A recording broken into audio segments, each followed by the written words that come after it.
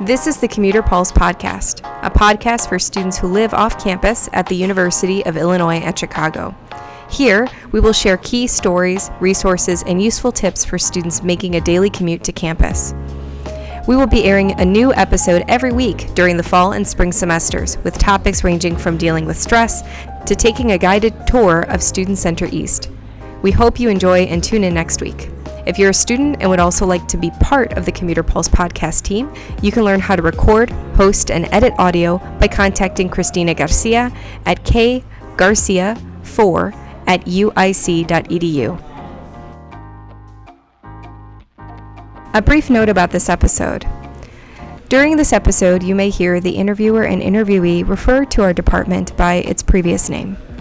We recently underwent a name change to Commuter and Off-Campus Life. Rest assured, it's still us.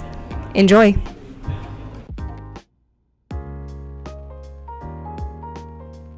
Hi, my name is Juan Hernandez. I'm with Commuter and Off-Campus Programs, and welcome to the Commuter Pulse podcast.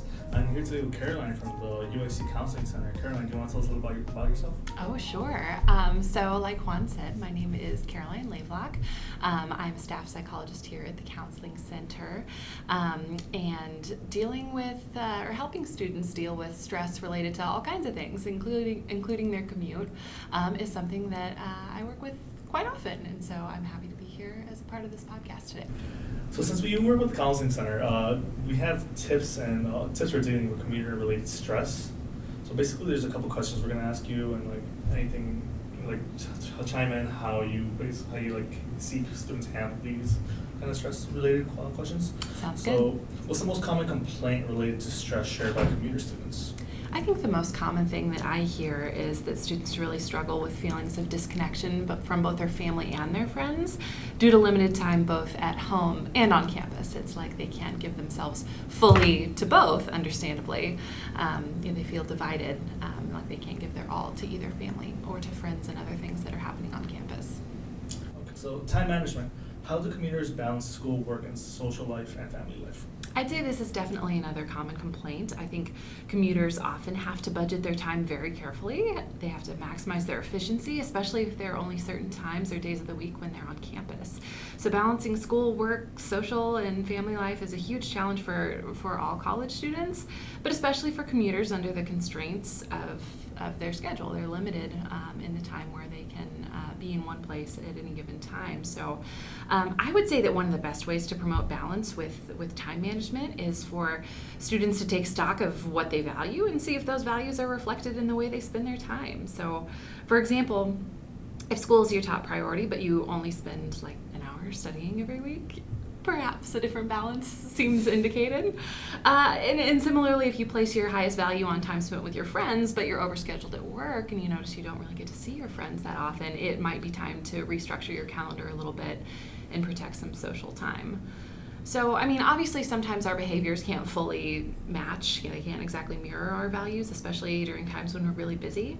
But I think it helps to try to do what you can to make those times when that's necessary to be really temporary, or perhaps in service of being aligned with your values in the future.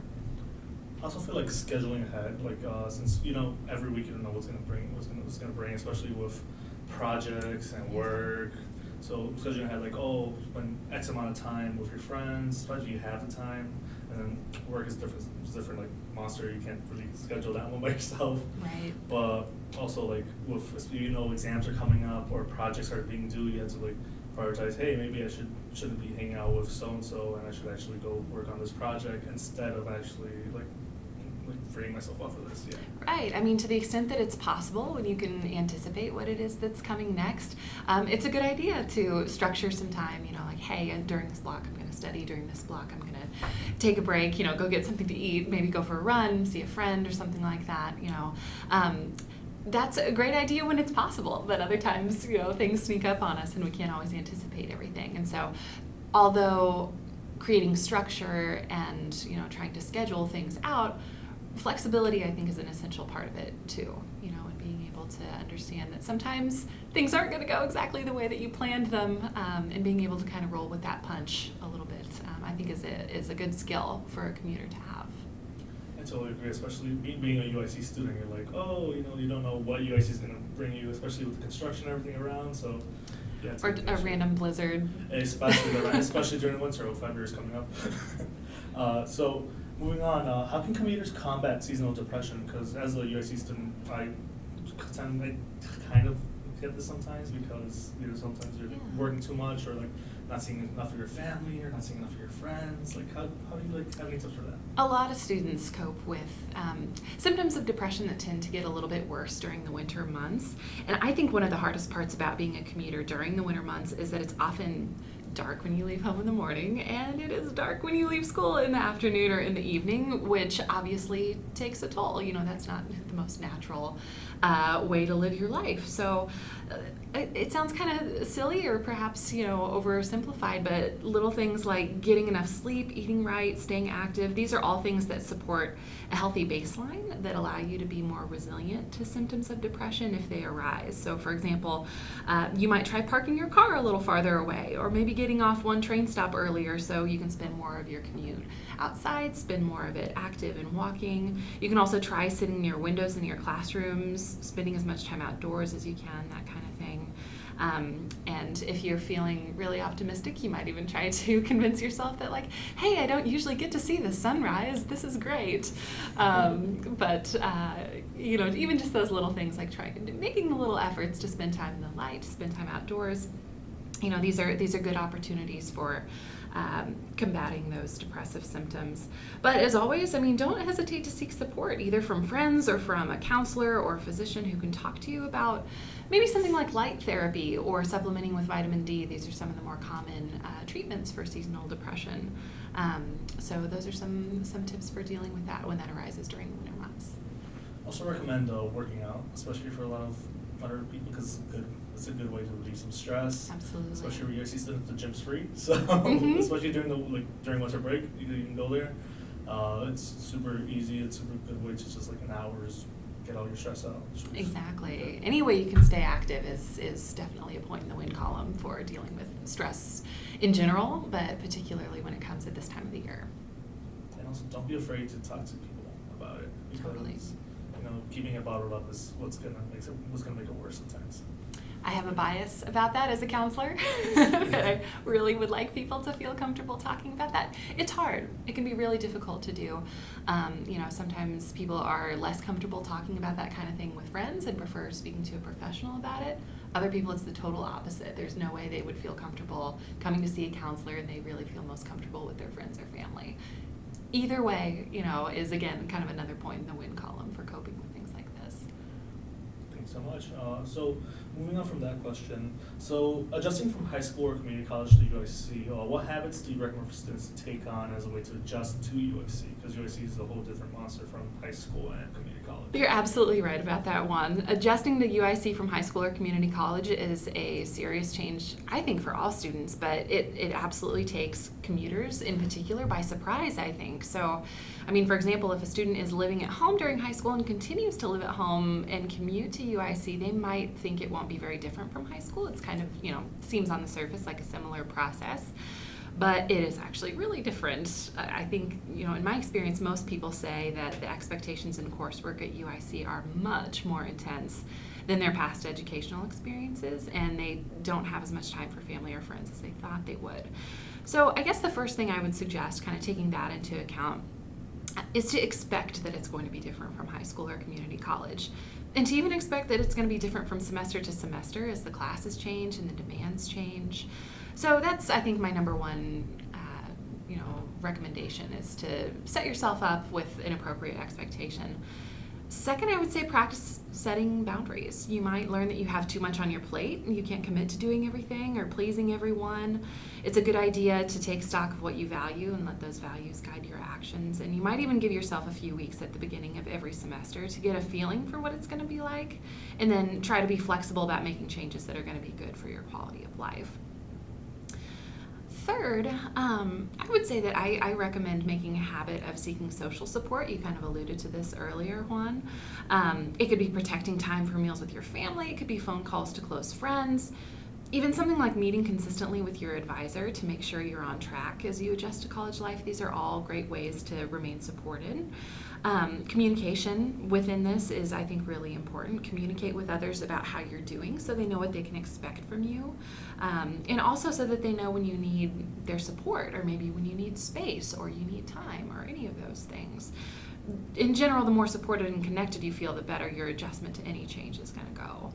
And then the last thing I would recommend, obviously there's a lot I could say, but the last thing I would say that I would recommend is to be kind to yourself. I think a lot of students feel weak or defeated when they struggle with college life, but I want everyone to know that this is a common adjustment that is really difficult to make. So my hope is that you can remember that you're doing your best with something that is really different, really hard, and try to talk to yourself like you would talk to a friend, and not like you would talk to, or like your worst critic would talk to you. Coming from a school that really didn't prepare me for college, it's from high school that didn't prepare me for college, I really resonate with the last part, where it's like be kind to yourself, because I was kind of brought up like, I always got to be on top of everything. And then when I first came in here, I didn't set boundaries. I kind of messed up a lot, skipped classes, because you get all that freedom in college that you didn't get in high school. And then you're just like, I'm just not gonna go to class. I'm just gonna they'll turn this in later. They'll take it for that. It's like, no, it's a completely different monster, like I said earlier. So being kind to yourself is the biggest thing, because you don't want to put yourself down. It's like, I'm a failure. I really should be here. In reality, everyone struggles with this. If in the beginning or at some point or another, everyone realizes that college is hard. College is hard. It's not the same. It's 15 weeks. It's just honest. Everything piles up at one point. It's hard. So I really recommend the last part. Be kind to yourself. It's good to have the voice of experience. Someone who's going through it right now, who can sort of verify that that's an important part of this. Oh, totally. Even now, 4th year, I'm over here still stressing out about more classes, because it gets harder. It's not super easy, but it's worth it then. You probably, are a living testament to how this really changes from semester to semester. Oh, totally. It goes from, you think the hard classes that you first had are hard, and just basically it gets harder and harder. But then you also get these classes that are just like, wow, this is why I'm in college. This is why I'm here. Their professors are basically become kind of your best friend for the semester, where they really care about your education. Those moments just keep you going. Exactly. So, what department and UIC services can you recommend for students navigating commuter-related stress? Well, I'm not just saying this because I'm here with you guys right now, but I would strongly recommend the Commuter Resource Center for students navigating commuter-related stress. It's what it's there for. UIC knows its students, knows its populations, and they care about supporting this very big and very important part of the UIC population. And so they specifically created this office to cater to the unique needs of commuters. And so it's a resource that's available. I just really want to encourage students to use it. And Juan, you mentioned the Rec Center as a great resource. I would totally echo that. The Rec Center on campus, UIC's Family Medicine, these are both wonderful resources for physical well-being. Places like the Counseling Center, obviously, I can say from my honest experience, I think it offers a wonderful resource for students, providing counseling services, a variety of workshops for help managing stress. And something that I don't think a lot of students think about, but very related to the Counseling Center, is the Dean of Students office. They can offer support if your housing or commute is interfering with your ability to perform academically. And so they are a great place to go consult and see if there are any adjustments that can be made to help support the commuter lifestyle and how that manifests on campus. And the last thing I would say, there are of course many resources that I could talk about, but the Center for Student Involvement, I think, encompasses many of those resources. It helps all students, including commuters, to get connected to other students and organizations surrounded by shared backgrounds, shared interests. And I think that's incredibly valuable for establishing a sense of belonging, which at the end of the day, I think is what commuters sometimes feel like they're missing out on. And so there are so many organizations and good people you can get connected with through the Center for Student Involvement. Completely agree with you. And it's not just because I worked for the commuter off-campus programs, but I found them my freshman year here. My freshman year, I was basically, I had a couple friends coming in, but I was kind of wandering solo. I was I didn't know where I was going to belong. And then I kind of found Commuter Resource Center. stuck there, Mm-hmm. and now Christina can't get rid of me. They're really great. It's really friendly. They've always been really friendly, especially since I started at UIC. And it's a good place just to go relax, unwind. Counseling Center, I was here once, and it's great. The people here are great. They honestly, they feel like you can actually talk to them, connect with them. They don't feel like, you guys don't feel like actually like robots. You feel like actual people. We are in fact real people. See, look at that. But yeah, I also recommend for people who like just don't want to be with like the actual UAC offices, just like to find like an org or like a student org. Mm-hmm. They're really great. I found rugby. I'm not gonna play rugby right now, but still can play rugby.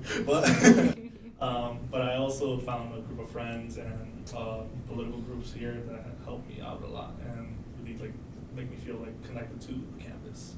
And so a little bit more things. Do you want to give us a little bit more info on the Counseling Center? Like when you guys open, like what do you guys do here? Yeah. Yes, I'm always happy to offer a little spiel on the Counseling Center. So we offer confidential counseling services to UIC students. The service has already been paid for through your student fees, and so these services are available at no additional cost to students, and often that can be a big impediment to seeking counseling services is cost, and so we're happy to be able to provide that for students. The services we offer include brief individual therapy, couples therapy. My personal favorite is group therapy. I always highly recommend that to pretty much all students. It's particularly great for students who are going through any kind of interpersonal concern, whether it's family, friends, roommates, significant others, whatever, and a lot of college students are experiencing concerns in those areas. And so group therapy, I think, is a unique service that we offer to help students through those. We also offer psychiatry services as well as workshops and consultations. You can learn a great deal about these services on our very fancy new website. And you can also on the website enjoy some handy online mental health resources. And you can find those resources at www.counseling.uic.edu. This has been the Commuter Pulse podcast. Thank you for listening to today's episode. Catch a new episode each week during the fall and spring semesters. Until then, commuters.